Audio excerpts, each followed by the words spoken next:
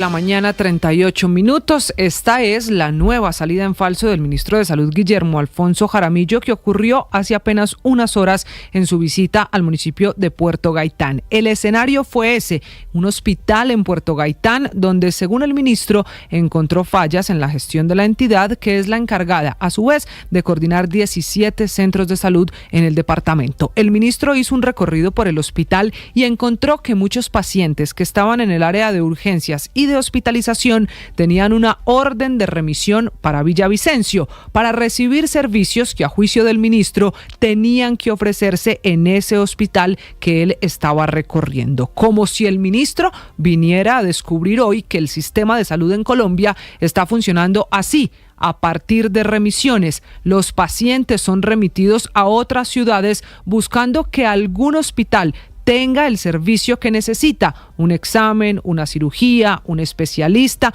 o que algún hospital atienda a los pacientes de determinada EPS, porque desafortunadamente, y el ministro debería saberlo mejor que nadie, no en todos los hospitales del país se atienden pacientes de todas las EPS producto de la crisis, y no en todos, por ejemplo, en los de los pequeños pueblos, siempre hay que remitir a las ciudades al paciente que necesita una atención de mayor nivel. Ese es el contexto en el que el ministro de Salud le dice a María del Carmen Rodríguez, gerente de hospitales del Meta, que ojalá ella se enferme y que la remitan para Villavicencio, donde no debe tener familia, aunque él, como ya escuchamos, no lo dijo así, lo dijo con grosería incluida, que yo no voy a repetir, sin que nadie en el hospital le respondiera. Es que la funcionaria no lo hace porque no es fácil responderle al ministro, al que al mismo tiempo se le está pidiendo que autorice plata para el hospital, proyectos, equipos médicos, todo lo que necesita ese hospital desde el Ministerio de Salud. Y la de ayer no es la última ni la única vez que el ministro Jaramillo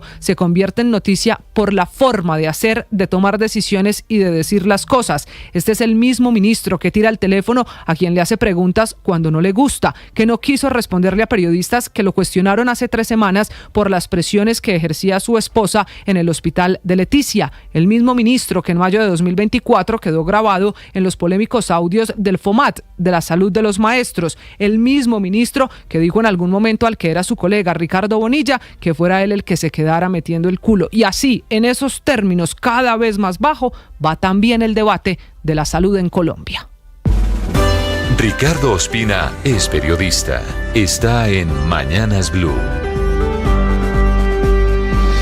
Son las 6 de la mañana y 42 minutos. El presidente Gustavo Petro logró una victoria temporal en el marco de la batalla legal y política en torno a las presuntas irregularidades en la financiación de la campaña que lo llevó a la presidencia en el 2022. Este triunfo se produjo luego de que su exsecretario jurídico y hoy magistrado de la Corte Constitucional, Vladimir Fernández, hubiera logrado convencer a la mayoría de sus colegas en la Corte para que ordenaran suspender temporalmente la investigación del Consejo Nacional Electoral de manera exclusiva contra el presidente Petro. La historia es la siguiente. Gustavo Petro entuteló a la Sala de Consulta del Consejo de Estado, que el año pasado dio vía libre al Consejo Nacional Electoral para que adelantara una investigación administrativa en su contra y contra su campaña, por haberse volado en más de 5.000 millones de pesos los topes de financiación de la primera y la segunda vuelta. El estudio de esa tutela cayó en el despacho de Vladimir Fernández, quien hasta diciembre del 2023 era la mano derecha de Petro en materia jurídica en la Casa de Nariño. Fernández consideró que pese a ello no tiene impedimento para conocer la acción entablada por su antiguo jefe y por eso decidió no solo asumirla, sino pedirles a sus colegas de la Corte que avalaran la suspensión del proceso en el CNE hasta tanto la Sala Plena de ese alto tribunal decide si aprueba o no la tutela entablada por el jefe de Estado. Los magistrados, Vladimir Fernández, como no, es el ponente, Juan Carlos Cortés, Diana Fajardo, Cristina Pardo y el recién llegado Miguel Efraín Polo consideraron que la suspensión era procedente porque la controversia trasciende, según ellos, y esto es textual, los meros intereses particulares del accionante, pues no se trata de proteger exclusivamente sus derechos individuales frente a una posible amenaza o vulneración, sino también de un innegable impacto en el interés público derivado de la potencial afectación al fuero del presidente de la República. ¿En qué está el tema? El tema está en que el Consejo de Estado dijo que el CNE sí puede investigar administrativamente a Gustavo Petro como individuo, como candidato, mientras que el presidente considera que no, que debe ser la Comisión de Acusación de la Cámara por el fuero constitucional el que debe adelantar esta investigación. Salvaron voto, es decir, estuvieron en contra de esta suspensión Jorge Enrique Ibáñez, hoy presidente de la Corte, Paola Meneses, Natalia Ángel Cabo y José Fernando Reyes. Mientras tanto, el Consejo Electoral avanzará en la investigación en contra de la campaña Petro Presidente por las posibles irregularidades cometidas en su financiación contra Ricardo Roa y contra lo que significa la presunta violación de topes. Por ahora no lo hará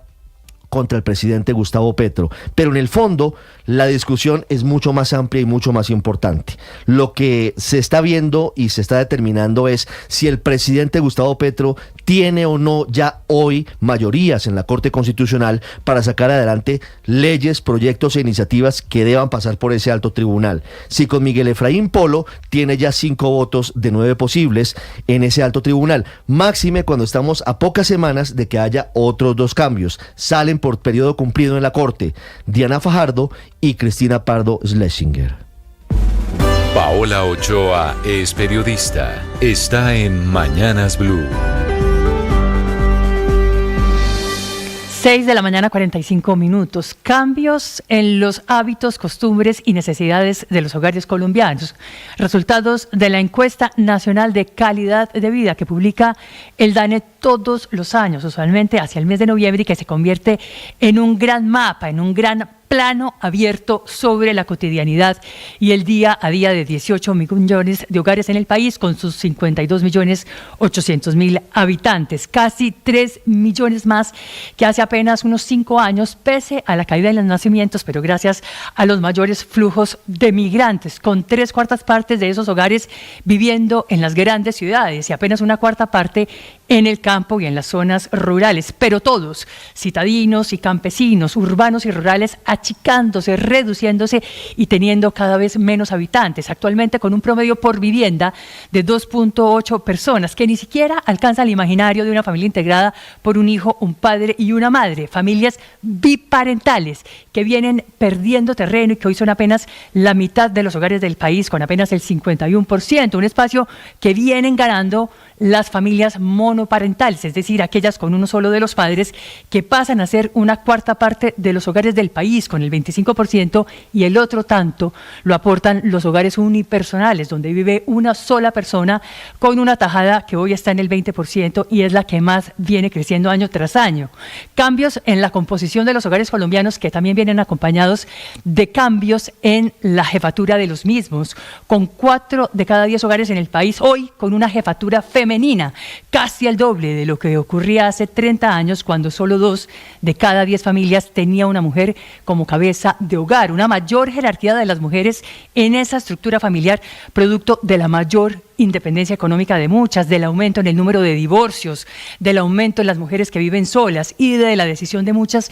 de ser madres solteras y de criar y levantar a sus hijos ellas solitas. Cambios en los roles y cambios en el concepto de familia que también se reflejan en mutaciones frente al tema de la propiedad, con apenas 1/3 parte de las familias con casa propia, cayendo del 41 al 36%, y con cada vez más hogares viviendo en arriendo, que sube del 35 al 40%.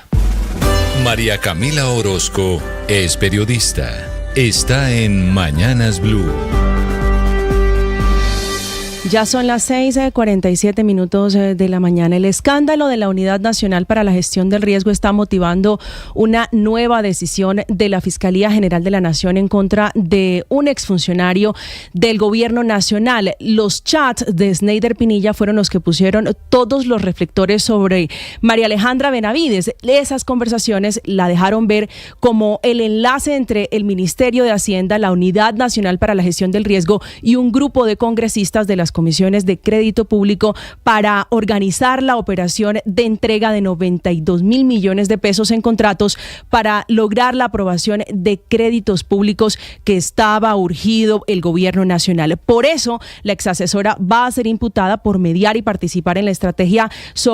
tras la que sesiones con la Fiscalía terminó involucrando a quien fuera su ex jefe, al exministro Ricardo Bonilla. A él lo ha acusado de usarla por el hecho de ser ministro, de no importarle el costo que tenía desplegar y pagar esos créditos que los necesitaban allí adentro en el gobierno nacional, y que por eso las gestiones las hizo siguiendo exclusivamente órdenes suyas. Sin embargo, el exministro, es decir, su exjefe, está en fase de negación. Ahora desconoce a María Alejandra Benavides como su mano derecha en el ministerio y está ratificando que solo estaba cumpliendo su trabajo. Esas son las declaraciones que le ha entregado recientemente a la Corte Suprema de Justicia, donde ha ido en calidad de testigo en el proceso que se sigue paralelamente en contra de ese grupo de congresistas que se querían beneficiar para votar favorablemente esos créditos. Como la declaración de Benavides no solo ha comprometido a Bonilla, sino al exministro del Interior Luis Fernando Velasco y al